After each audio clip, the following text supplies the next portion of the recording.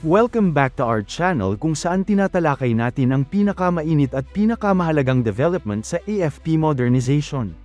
Sa episode na to, tatalakayin natin ang dalawang malaking development sa national defense ng Pilipinas. Una, ang kumpirmadong plano ng Philippine Air Force na bumili pa ng mas maraming air defense radar para palakasin ang pagbabantay sa ating himpapawid. At pangalawa, ang patuloy na tulong militar ng Japan sa Pilipinas, kabilang ang bagong Defense Logistics Agreement na magpapalalim sa ugnayang militar ng dalawang bansa. Pero bago tayo magpatuloy, tandaan natin na ang matatag na Pilipinas ay hindi lang nabubuo sa lakas militar, kundi sa maayos na pamahalaan, paglaban sa korupsyon, pagtanggi sa political fanaticism, at pagsugpo sa fake news. Mahalaga yan para sa tunay na seguridad at katatagan ng bansa. Simulan natin sa balita tungkol sa Air Defense Radar.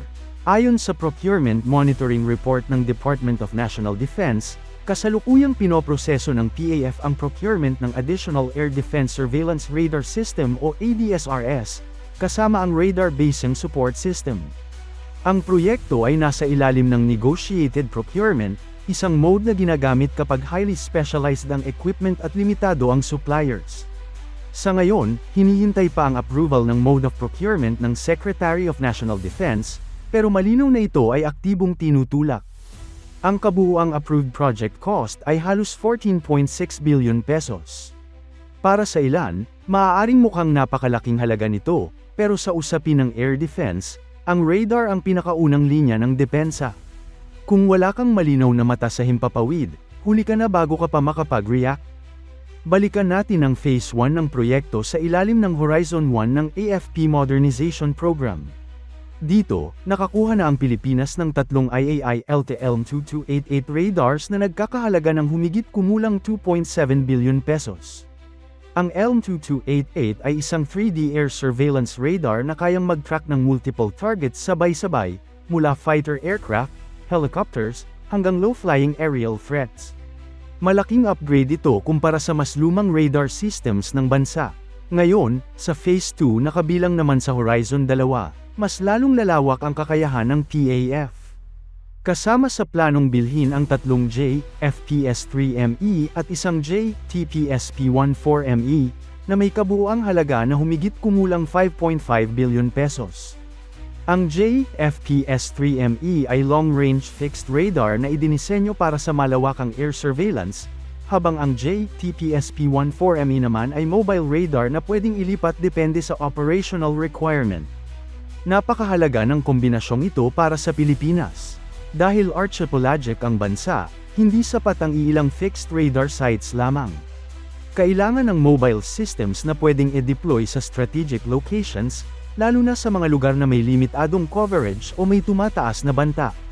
Ang layunin ng lahat ng ito ay simple pero kritikal: palawakin ang air surveillance coverage at palakasin ang ground-based radar infrastructure.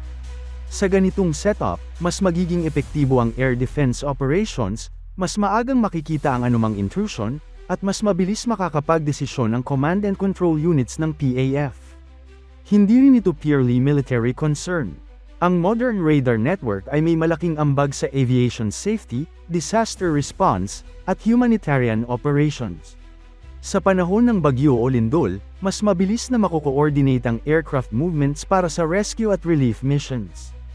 Kaya masasabi natin na ang investment na ito ay para rin sa national resilience, hindi lang sa combat readiness.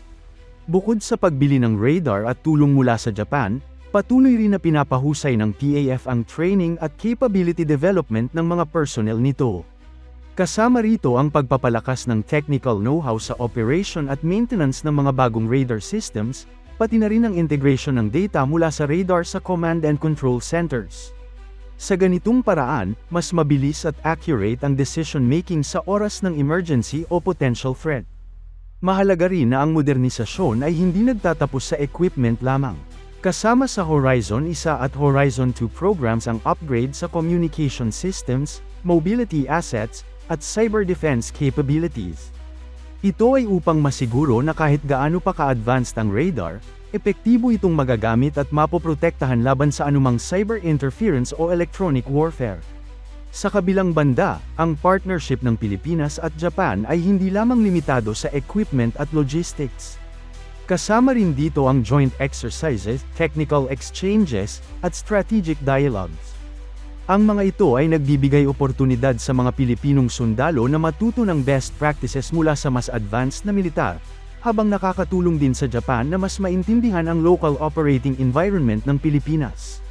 Sa kabuuan, ang kombinasyon ng modern radar network, internal capacity building, at malakas na international partnership ay naglalayong hindi lamang protektahan ang himpapawid, kundi pati ang buong seguridad ng bansa.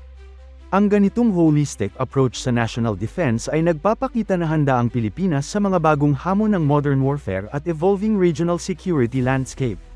At dito papasok ang isa pang mahalagang aspeto ng depensa ng bansa, ang tulong at kooperasyon mula sa mga strategic partners ng Pilipinas. Sa episode na to, tatalakayin din natin ang patuloy na pagpapalakas ng defense partnership ng Pilipinas at ng Japan. Sa ikatlong sunod na taon, nagbigay ang Japan ng Official Security Assistance o OSA sa Pilipinas, na nagkakahalaga ng 900 million Japanese yen o humigit kumulang 337 million pesos. Ang pondong ito ay nakalaan para palakasin ang kakayahan ng Department of National Defense, protektahan ang soberanya ng bansa, at patibayin ang deterrence laban sa mga banta sa kapayapaan at seguridad sa rehiyon. Sa konteksto ng Indo-Pacific security environment, malinaw na ang Japan ay mas nagiging proactive sa pagtulong sa mga partner countries tulad ng Pilipinas. Hindi lang ito simpleng financial aid. Isa rin itong political at strategic signal na mahalaga ang Pilipinas sa regional security architecture. Para sa Japan, ang isang mas matatag na Pilipinas ay nangangahulugan ng mas stable na maritime at air environment sa rehiyon. Bukod sa OSA, isang mahalagang hakbang din ang paglagda ng bagong Defense Logistics Agreement na kilala bilang Acquisition and Cross-Servicing Agreement o ACSA. Sa ilalim ng kasunduang ito, maaaring magbigay ng logistical support ang militar ng dalawang bansa sa isa't isa, fuel, pagkain, ammunition, transportasyon, lalo na sa panahon ng joint exercises, training, disaster response, at peacekeeping operations. Ang ACSA ay malaking tulong sa interoperability. Ibig sabihin, mas madali nang mag-operate ang Philippine at Japanese forces nang magkasama dahil malinaw na ang legal at logistical framework. Hindi na kailangang mag-improvise sa gitna ng operasyon, may sistema na. Bagamat kailangan pa itong ma-ratify ng Japanese legislature bago tuluyang magkabisa, malinaw na ito ay isa pang milestone sa lumalalim na defense ties ng Manila at Tokyo. Kasama ito sa mas malawak na trend ng Japan na palawakin ang security cooperation nito sa Southeast Asia. Kung pagsasamahin natin ang dalawang development na tinalakay sa episode na to, makikita natin ang mas malinaw na direksyon ng defense strategy ng Pilipinas. Sa isang banda, pinapalakas ang sariling kakayahan sa pamamagitan ng modern air defense radar systems. Sa kabilang banda, pinapalalim ang strategic partnerships para sa logistics, training, at regional stability. Sa huli, ang ganitong kombinasyon ng internal modernization at external cooperation ang bumubuo sa mas matatag na national defense posture.